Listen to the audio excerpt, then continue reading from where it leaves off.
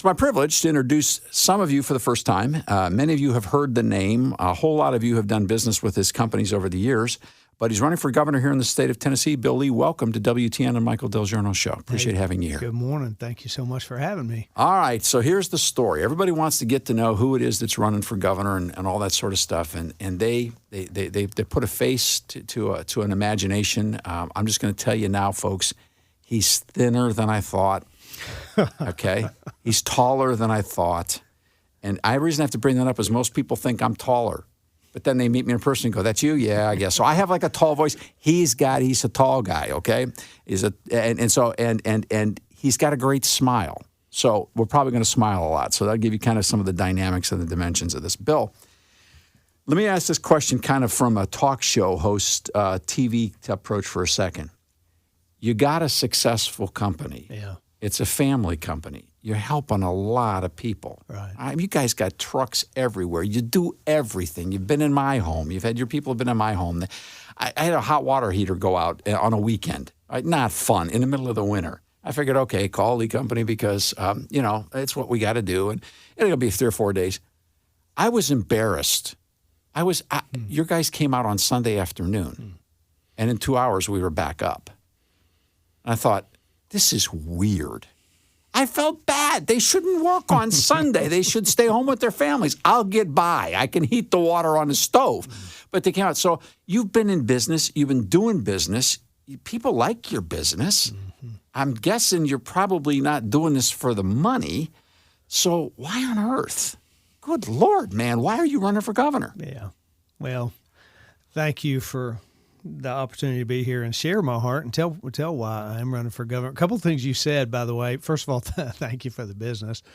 I love anytime a customer has a good experience, and we're grateful for that. That's part of what I like doing is create an environment where people can thrive, both our employees and our customers. But also, you talked about our folks, and we have the best employees in the world. So grateful for what they do. Hardworking, mostly skilled technicians, brilliant folks out there serving people like you. So thanks for the compliment there. You also said something about helping people. You said, you got a lot of folks, you help your employees. The real reason I run for governor is because I get a lot of pleasure, a lot of satisfaction out of helping people, making people's lives better. I think all of us do. To the degree that you can use your life to do that in a bigger way, you ought to pursue it. Now, can I press in on that for just a second? Because now Michael loves you and your campaign. Everybody knows that. And he says hello, by the way, which means he's probably listening. So now the pressure's really on. Good. But let me press in on this for just a second because I'm not going to endorse anybody for this race because I don't do that. Mm-hmm. And I'm going to ask you a controversial question because I've got to know a lot of business guys and gals in my life who are very successful. And I'm going to be honest with you. Some of them help others because they're guilty about their success. Yeah. I don't get the impression that's where you're coming from. Yeah. No. I grew up in a family. My dad was a guy who told all of his kids all the time, life is short and you ought to make it worth it. And I've always been a purposeful guy, but, I went through a tragedy years ago that profoundly changed my perspective about my life. I lost my wife in a tragic accident with my 4-year-old daughter on horseback, actually, on our farm. And, God used that in a really powerful way in my life. The Lord walked me through that season in a way that certainly it was tragic and life-altering, as you would expect, but it was also transformative. You go through something like that and you kind of sort through what matters and what doesn't and figure out what's important to you and what's not. And I came away from that season of life with a perspective that my life really, the highest call for it really is to use it to impact people's lives for good, to use it to serve people. And that first was my kids and my family and my neighbors, but then it became my employees. How do I create not just the biggest company I can build, but how do I create a place where people can thrive? A place where people can thrive. And Lee Company was just picked last year by the Tennessean as the best company to work for in Nashville. I was so thrilled by that. It was actually the third time we were picked, chosen that way, and that was that by the way came as a result of employee surveys of all the large companies in this region. How many people do you employ there? We have about 1,200, mostly. It's a big company. Yeah, it's a big company. We have folks all around the state, and they're mostly skilled tradespeople. I have a real love for and appreciation for trades and vocational education. In fact, that's something we can talk about, but I've lived that my whole life. I actually have a master plumber's license myself. Wait a minute. Yeah. You're a plumber. Well, you don't want me fixing your sink. Wait a second.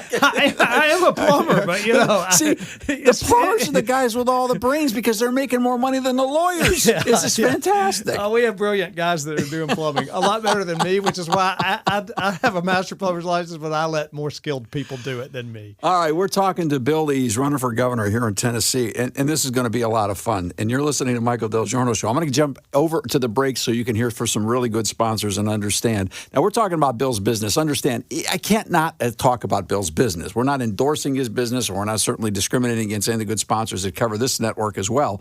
There's a lot of good people out there doing this, and Bill, I'm sure you agree with me. There's a lot of good people in that business. But in the context, we're talking to Bill Lee, and you know that. You see that name all over the place. So we're going to be right back talking about why he's running for governor here in Tennessee on Michael Del Giorno Show. I'm David Zanotti filling in on Super Talk 99.7 WTN. Don't go away. My wife says to Bill Lee, tell him that every person who's fixed things from us from the Lee Company has been wonderful. I love to hear that. Yeah, it's fair. Yeah. That's fair. You're you're ultimately awesome. The big boss with the name on the check, and you should know that you got a lot of good people working for you. Of course, there's a lot of good people here in Middle Tennessee doing a lot of good things in all those different realms, for which I'm grateful because we've got so many people moving in here. That's right. That we've got to. You need a lot of service people. All right. Set the table. Michael Show, Super Talk, 99.7 WTN, 1020. We got all that stuff here, and we're going to go right back into the content. Bill Lee's running for governor. You said something a few minutes ago about transformative experiences in your life. You talked about the tragedy, the loss of your family, your wife and your daughter, and how that propelled you to a different view of service. Now, how does that connect to running for governor? Yeah. Quick detail there. I didn't lose my daughter. She was with her. She was with her I'm mom. Sorry. But no. It's great. She just graduated from college this week. Thanks be to God. Yeah, amen. Oh, wonderful. Amen. How that ended up. So I said that it caused me to think through what mattered and what didn't, and I wanted to be about those things that mattered, and that changed the way I raised my kids and go. We traveled the world and did some mission trips and served, changed the way I ran my company, changed the way I decided to spend my time, too, outside of my work. I actually live on a cattle farm as well, so I'm in the ag business, too. My family raises Hereford cattle, so I have a guys. How's the plumbing in his house? Do you think? Yeah. So, Ken, do you think he's got any leaks? You know how that works. You know how that is. I'm convinced, by the way. Don't ask my wife about that. A man's spirituality is determined by the number of toilets he's responsible for managing in his life.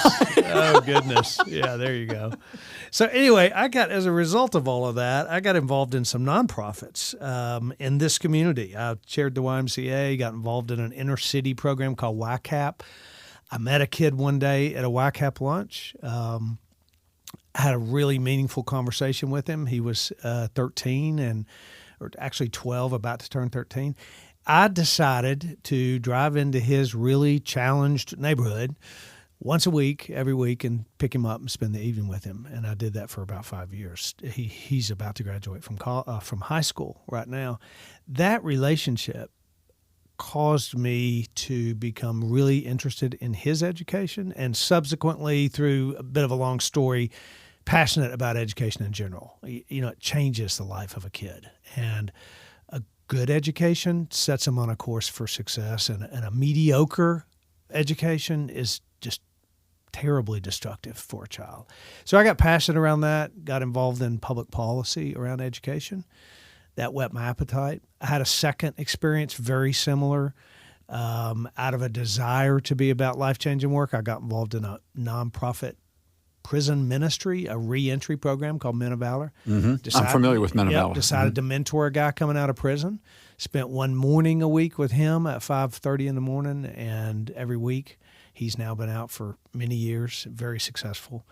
And that relationship got me really interested in recidivism, sentencing reform, and I started doing public policy. So I found myself connecting the dots and realizing, you know what, I've been spending my life trying to make life better for 1,200 plumbers and pipe fitters and welders and electricians.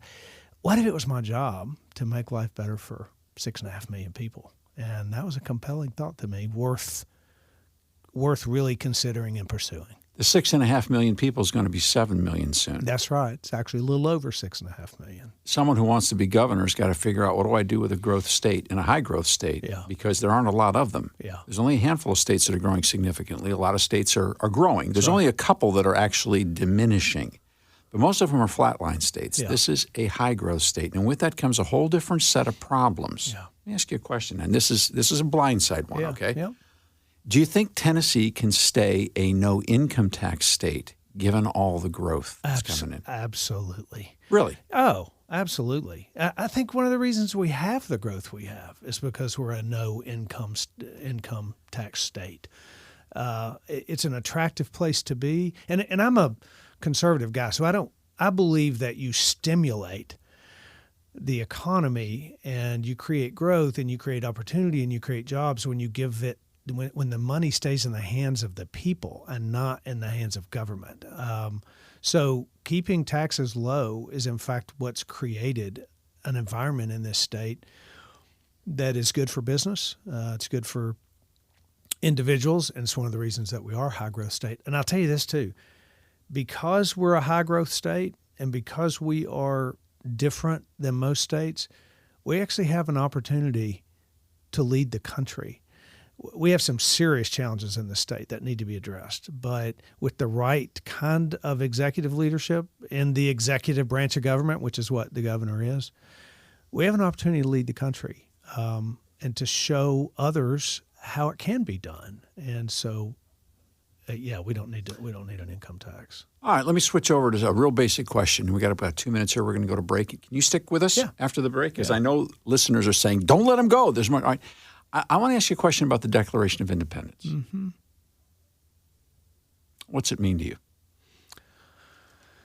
Oh, it means that there were some brilliant folks who left oppression and who left an elitist form of government that ruled a second class of citizens. And they decided that they wanted to create a nation that was different and that believed that fundamentally we could self-govern and that there could be a we the people, that inside the protection of liberties and rights that are afforded to us, rights and liberties that come to us by our Creator, but protecting those rights, that the government had that opportunity to do that, but inside of that protective circle, we the people could self-govern. And that was an experiment and declaring independence from that type of government that they left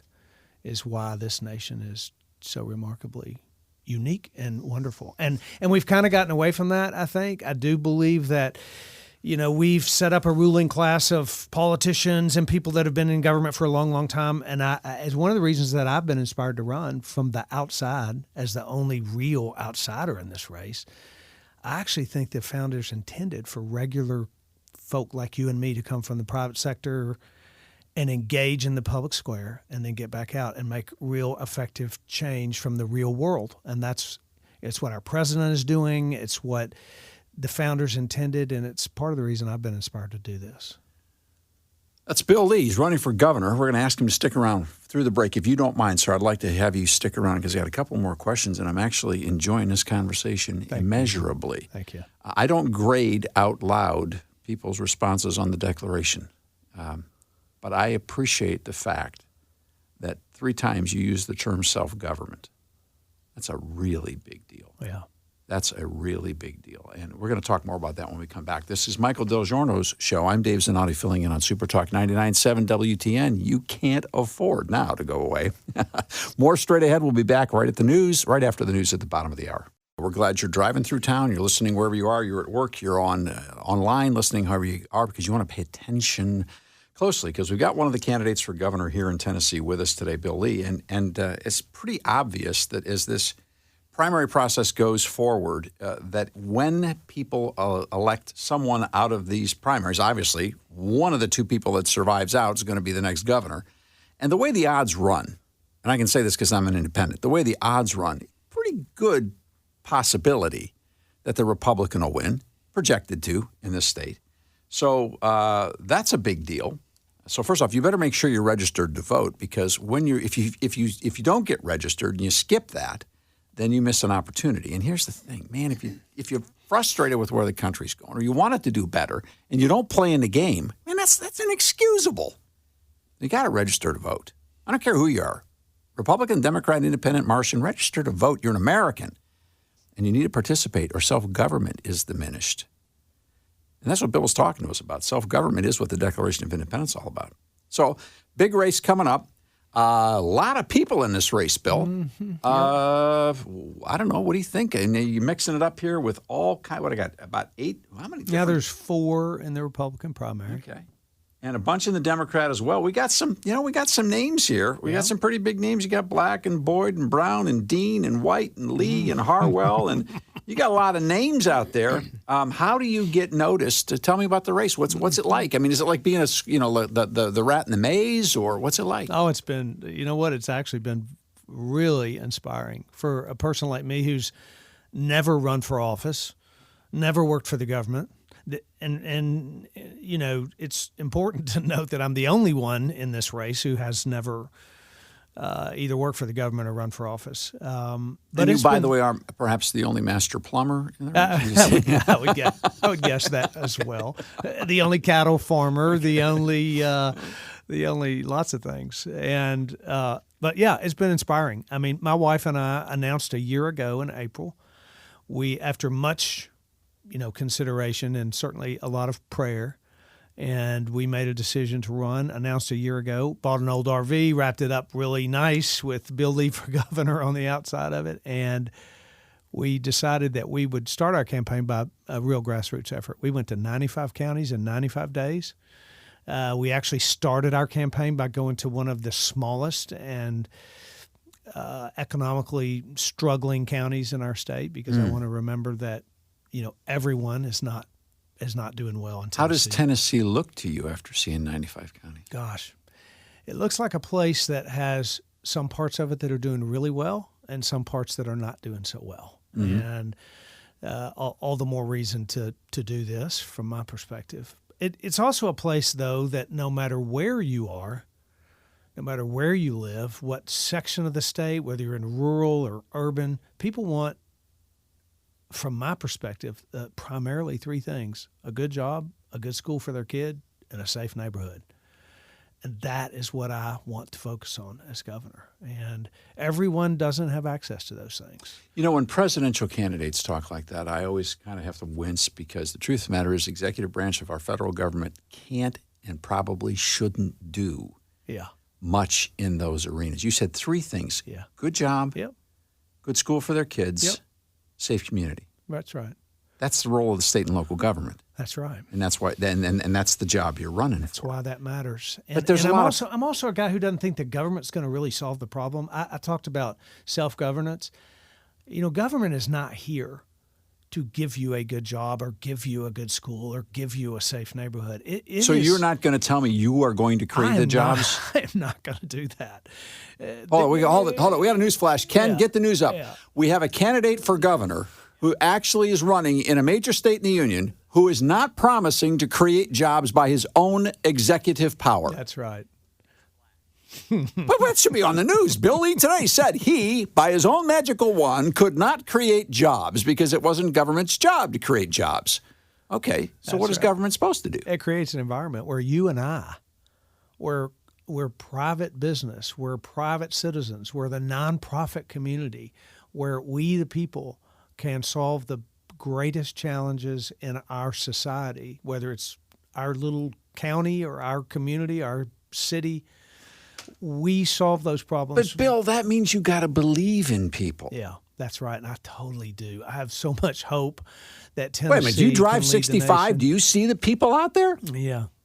I work with and live with and grew up with some of the most remarkable people in the country, and they live in Tennessee. And the ones, a lot of times the ones we see and hear are not the rank and file of us. And so I believe we have remarkable people in this state who are totally capable of self-governing. It's one of the things that's always disturbed me about people who, tout political experience or governmental experience as being a qualifier to run for office.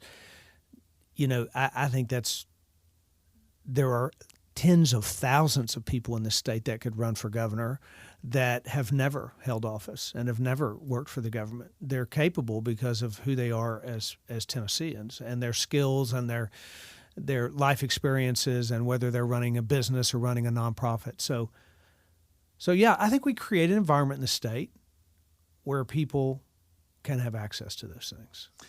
You're listening to Bill Lee. In case you're wondering who is that voice, that's Bill Lee. He is running for governor. It's a crowded race. I want to take a couple more minutes if you can stick with us. I want to talk about that race, getting elbow room in the midst of all those candidates. And does it matter? I mean, do we just really need to vote for you or just get close? I mean, because there's good people in this race. Why Lee and not the others? Let's let the candidate make his case in just a moment in his own words.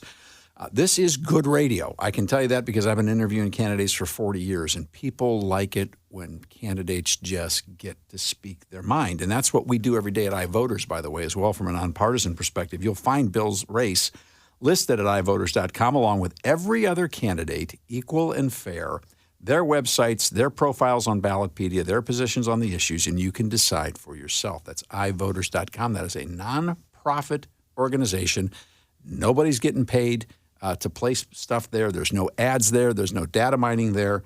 It's just because people care about America and about self-government. So we're going to come back. Chris, take us out for just a moment to talk to some good people who pay to let Michael's show be here. I'm grateful to be here as a volunteer today. Dave Zanotti filling in for Michael on the Michael Del Giorno Show, Super Talk 99.7 WTN.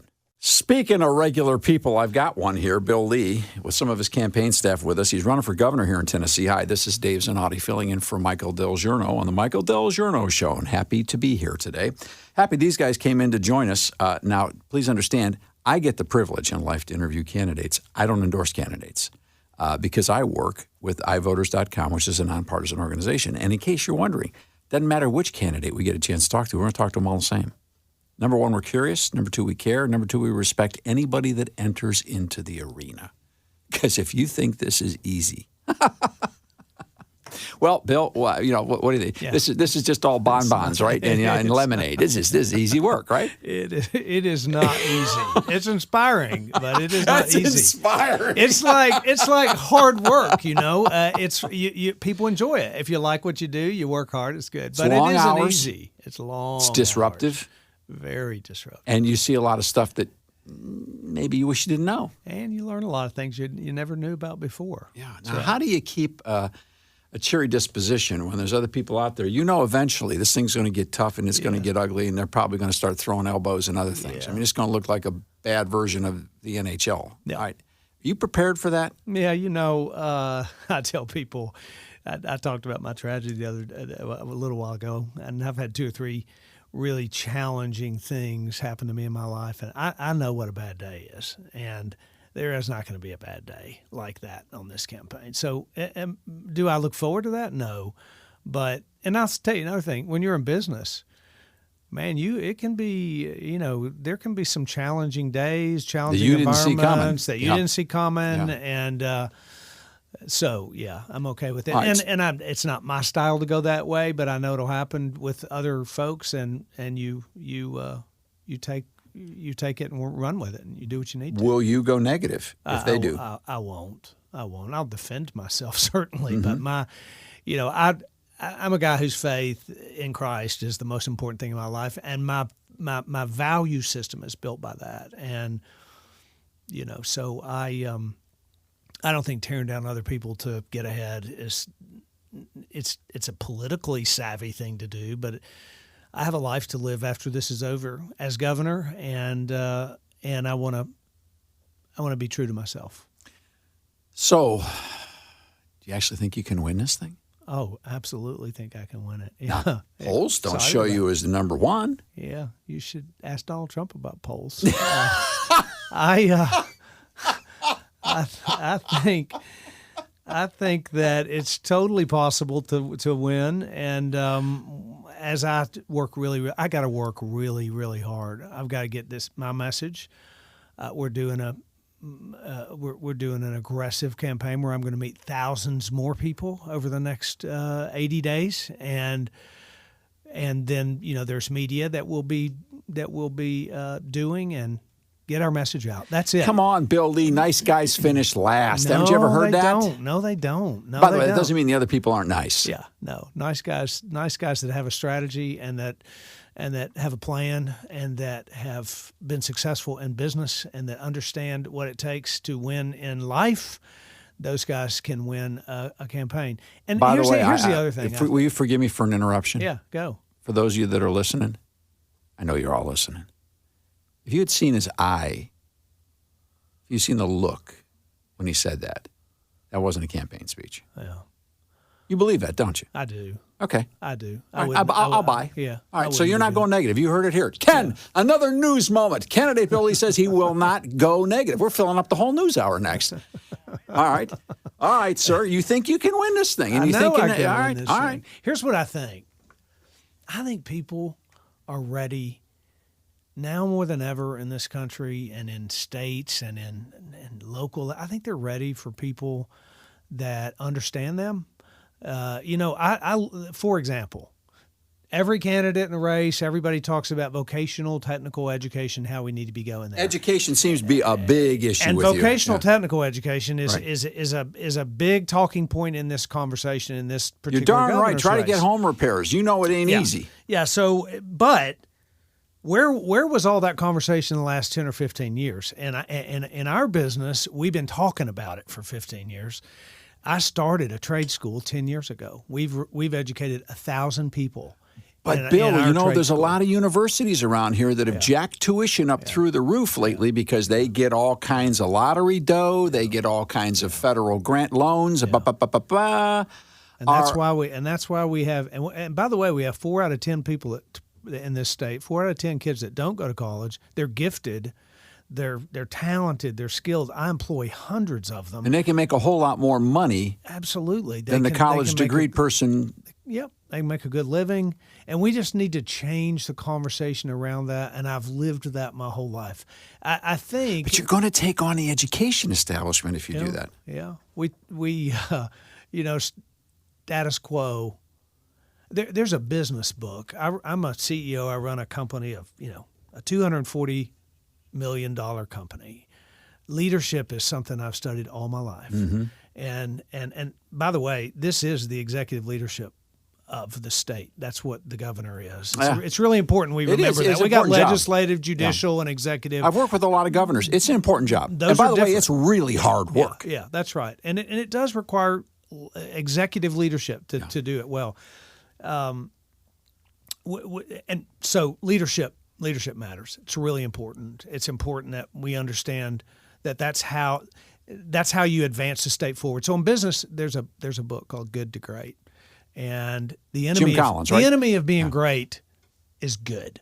The status quo is mediocre and good, and if we don't break it, we'll never become great as a state. That's Bill Lee. He's running for governor here in Tennessee. You've heard him. You can find more about him and all his opponents at ivoters.com, treated fair and the same. I am very thankful that you all came in. Thank you so much. I'm very thankful for for your convictions, Thank you. for your perspective, for your courage to run. I wish you the very, very best. Thank you.